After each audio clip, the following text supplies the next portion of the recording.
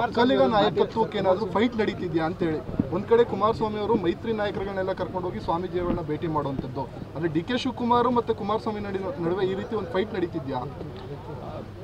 ಒಕ್ಕಲಿಗರ ನಾಯಕತ್ವ ಯಾರ ಸ್ವತ್ತು ಅಲ್ಲ, ಅಥವಾ ಆ ಬಗ್ಗೆ ಡಿ ಕೆ ಶಿವಕುಮಾರ್ ಅವರು ಆ ಭಾವನೆಯನ್ನು ಇಟ್ಕೊಂಡೂ ಇಲ್ಲ.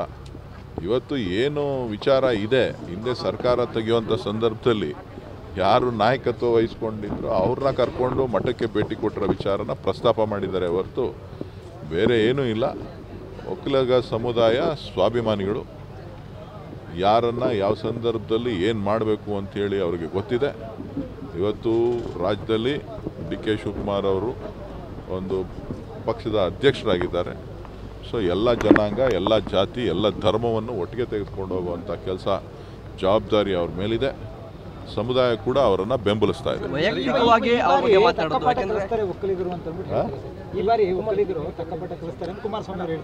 ಅವ್ರು ರಾಜಕೀಯವಾಗಿ ಎಲ್ಲ ಹೇಳ್ತಾನೆ ಇರ್ತಾರೆ ರೀ, ಒಳ್ಳೆ ಚೆನ್ನಾಗಾಯ್ತಲ್ಲ. ಈಗ ಅವ್ರು ಹೇಳೋದು ಎಲ್ಲ ಸತ್ಯ ಇದೆಯಾ? ಅವ್ರು ರಾಜಕೀಯವಾಗಿ ಪ್ರತಿ ಹಂತದಲ್ಲೂ ಕೂಡ ಅವರು ರಾಜಕೀಯ ಮಾಡ್ಕೊಂಡು ಬರ್ತಾನೆ ಇದ್ದಾರೆ. ಇವತ್ತಿಂದಲ್ಲ, ದೇವೇಗೌಡರು ಕುಟುಂಬ ಹಿಂದಿಂದನೂ ಕೂಡ ಡಿ ಕೆ ಶಿವಕುಮಾರ್ ಅವ್ರ ಮೇಲೆ ಅಗತನ ತೋರಿಸ್ತಾ ಇದೆ. ನಮಗೆ ಆ ಭಾವನೆ ಇಲ್ಲ.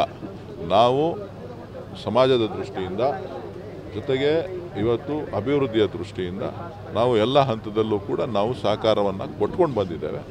ಅವರು ಬೇರೆ ಬೇರೆ ವ್ಯಾಖ್ಯಾನಗಳನ್ನು ಮಾಡ್ತಾರೆ ಅಂತ ಅಂದರೆ ನಾನು ಅದಕ್ಕೆ ಉತ್ತರ ಕೊಡ್ಲಿಕ್ಕೆ ಸಾಧ್ಯ ಇಲ್ಲ. ವೈಯಕ್ತಿಕವಾಗಿ ಟೀಕೆ ಮಾಡ್ತಾರೆ. ಡಿ ಕೆ ಶಿವಕುಮಾರ್ ಅವರು ಕೊತ್ವಾಲ್ ರಾಮಚಂದ್ರನ್ ಶಿಷ್ಯ ಅಂತೆಲ್ಲ ಮಾತಾಡ್ತಾರೆ.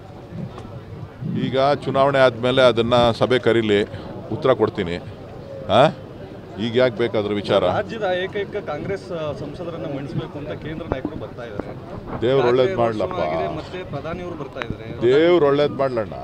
ಕರ್ನಾಟಕಕ್ಕೆ ಕನ್ನಡಿಗರಿಗೆ ಕೊಟ್ಟಿರ್ತಕ್ಕಂಥ ಕೊಡುಗೆಗಳ ಪಟ್ಟಿಯನ್ನು ಮಾನ್ಯ ಪ್ರಧಾನಮಂತ್ರಿಗಳು ಹೇಳಿ, ಇಲ್ಲಿ ಬಂದು ನಾನು ತೆರಿಗೆ ವಿಚಾರವನ್ನು ಏನು ಪ್ರಸ್ತಾಪ ಮಾಡಿದ್ದೇನೆ ಅದರ ವಿರುದ್ಧ ಮಾತಾಡಲಿ, ಆಮೇಲೆ ಅದಕ್ಕೆ ಉತ್ತರವನ್ನು ನಿಮಗೆ ಕೊಡ್ತೇನೆ.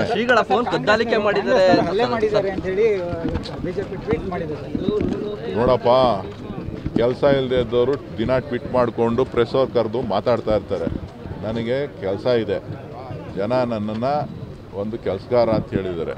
ನಾನು ಕೆಲಸ ಮಾಡಿರೋದಕ್ಕೆ ಕೂಲಿ ಕೇಳ್ತಾ ಇದ್ದೀನಿ. ಅವರಂಗೆ ನಾನು ದಿನ ಪಿಟಿಷನ್ ಬರ್ಕೊಂಡು ಕೂತಿಲ್ಲ. ಶ್ರೀಗಳ ಫೋನ್ ಕದ್ದಾಲಿಕೆ ಮಾಡಿದ್ರು ಅಂತ ಅದ್ರದ್ದು ಹೇಳೋಣ ಆಮೇಲೆ.